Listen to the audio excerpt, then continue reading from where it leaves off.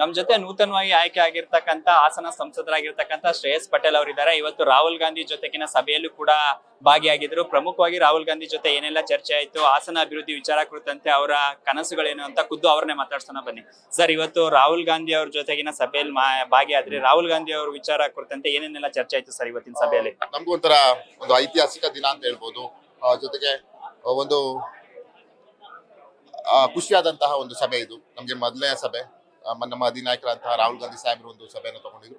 ಚುನಾವಣೆಯಲ್ಲಿ ಏನು ದೇಶದಲ್ಲಿ ಆಗು ಹೋಗುಗಳನ್ನ ಕೂಲಂಕುಷವಾಗಿ ಚರ್ಚೆ ಮಾಡಿದ್ರು. ಜೊತೆಗೆ ನೂತನ ಸಂಸದರುಗಳಿಗೆ ಒಂದು ಸಲಹೆ ಸೂಚನೆಯನ್ನು ಕೊಟ್ಟಿದ್ದಾರೆ.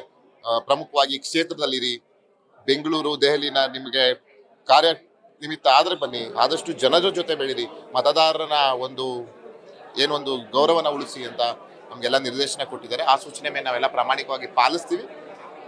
ಮತ್ತೆ ಪಕ್ಷ ಸಂಘಟನೆ ಬಗ್ಗೆ ಹೇಳಿದ್ದಾರೆ. ಯುವಕರು ಸೆಳಿಬೇಕು, ಮತ್ತೆ ಸೋದರಿಯರು ಮಹಿಳಾ ಮತದಾರನ ಸೆಳಿಬೇಕಂತ ಹೇಳಿದ್ರೆ ಅದನ್ನ ಪ್ರಾಮಾಣಿಕವಾಗಿ ಬೂತ್ ಮಟ್ಟದಲ್ಲಿ ಪಕ್ಷ ಸಂಘಟನೆ ಮಾಡಕ್ಕೆ ನಮ್ಗೆಲ್ಲ ಹೇಳಿದರೆ ಅದನ್ನ ನಾವು ಮಾಡ್ತೀವಿ. ಪ್ರಮುಖವಾಗಿ ತಮ್ಮ ಗೆಲುವಿನ ವಿಚಾರ ಕುರಿತಂತೆ ಹಾಸನದಲ್ಲಿ ಬೇರೆ ಬೇರೆಯದ್ದೇ ಚರ್ಚೆಗಳಾಗ್ತಾ ಇದೆ. ಈ ವಿಚಾರ ಕುರಿತಂತೆ ಏನ್ ಹೇಳ್ತೀರಾ? ಈಗ ಅದು ನಾನು ಆಗ್ಲೇ ಕಳೆದ ಚುನಾವಣೆ ಫಲಿತಾಂಶ ಬಂದು 4 ದಿನ ಆಯ್ತು. ನಾನು ಅದನ್ನು ಎಲ್ಲ ಮಾಧ್ಯಮ ಮುಖಾಂತರ ಮನವಿ ಮಾಡಿದ್ದೀನಿ. ಈ ನಮ್ಮ ಕಷ್ಟ ಒಂದು ಐತಿಹಾಸಿಕ ಗೆಲುವು, ಜೊತೆಗೆ ಪಕ್ಷ ಕಾರ್ಯಕರ್ತರ ಒಂದು ಹೋರಾಟ ಪ್ರತಿಫಲ, ಹಗಲಿರುಳು ಕಾರ್ಯಕರ್ತರು, ತಾಯಂದಿರು, ಸೋದರಿಯರ ಒಂದು ಹೋರಾಟದ ಫಲ ನಾವು ಇವತ್ತು ಚುನಾವಣೆಯಲ್ಲಿ ಗೆದ್ದಿದ್ದೀವಿ. ಅದಕ್ಕೂ ಈ ಕೆಟ್ಟ ಪೆನ್ ಡ್ರೈವ್ಗೂ ದಯಮಾಡಿ ಹೋಲಿಸಬೇಡಿ ಅಂತ ನಾನು ಆಗ್ಲೇ ಹೇಳಿದ್ದೀನಿ. ಅದ್ರ ಬಗ್ಗೆ ಮಾತಾಡ್ಲಿಕ್ಕೂ ನನಗೆ ಇಷ್ಟ ಇಲ್ಲ. ನಾವು ಗೆದ್ದಿರೋದು ನಾವು ಆಕ್ಚುಲಿ ಇನ್ನೂ ನಾವು 1 ಲಕ್ಷ ಮತ ಮೇಲೆ ನಾವು ಗೆಲ್ಲಬೇಕಾಗಿದ್ದು, ನಮ್ಮ ನಿರೀಕ್ಷಣೆ ಇದ್ದಿದ್ದು. ಆದರೆ ಮತದಾರರು ನಮಗೆ 43,000 ಆಶೀರ್ವಾದ ಮಾಡಿದ್ದಾರೆ. ಅದನ್ನು ತಲೆ ಬಾಗ್ತೀವಿ. ಅದಕ್ಕೂ ಇದಕ್ಕೂ ಯಾವುದೇ ರೀತಿ ಸಂಬಂಧ ಇಲ್ಲ. ಅದ್ರ ಬಗ್ಗೆ ನಾನು ಮುಂದೆ ಮಾತಾಡ್ಲಿಕ್ಕೂ ನನಗೆ ಇಷ್ಟಪಡಲ್ಲ. ಇನ್ನು ಹಾಸನ ಅಭಿವೃದ್ಧಿ ವಿಚಾರ ಕುರಿತಂತೆ ತಮ್ಮ ಕನಸುಗಳೇನು ಸರ್? ಏನೇನಾದ್ರು ಪ್ರಾಜೆಕ್ಟ್?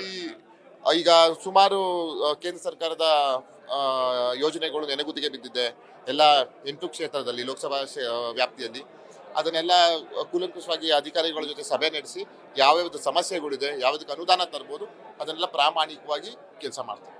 ಇನ್ನು ಬೆಂಗಳೂರು ಗ್ರಾಮಾಂತರ ಲೋಕಸಭಾ ಕ್ಷೇತ್ರದಲ್ಲಿ ಸುರೇಶ್ ಅವರ ಸೋಲಿನ ಕುರಿತಂತೆ ವ್ಯಾಖ್ಯಾನ ಮಾಡೋದಾದ್ರೆ ಅವ್ರಿಗೆ ಸ್ಥಾನಮಾನ ಕೊಡಿಸ್ತಕ್ಕಂಥದ್ದು ಇರ್ಬೋದು. ಆ ಸೋಲಿನ ವಿಚಾರವನ್ನು ಯಾವ ರೀತಿ ನೋಡ್ತೀವಿ? ನಾನಂತೂ ವೈಯಕ್ತಿಕವಾಗಿ ನಾನು ಮಾತಾಡೋದು, ಪಕ್ಷ ಒಂದು ಕಡೆ ನಾನು ವೈಯಕ್ತಿಕವಾಗಿ ಮಾತಾಡೋದು. ನನ್ನ ರಾಜಕೀಯ ಗುರುಗಳವರು ವೈಯಕ್ತಿಕವಾಗಿ ನನಗಂತೂ ತುಂಬಾನೇ ನೋವಿದೆ.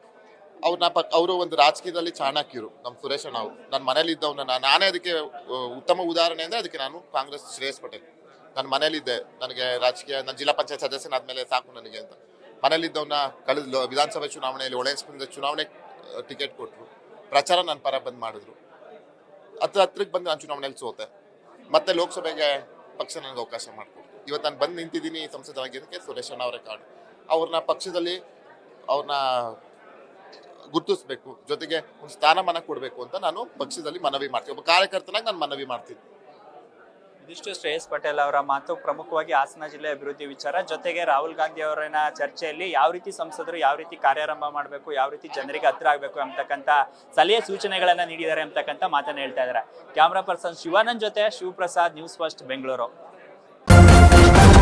ನ್ಯೂಸ್ ಫಸ್ಟ್ ನಿರ್ಭೀತಿಯಿಂದ ನಿಮ್ಮ ಪರವಾಗಿ.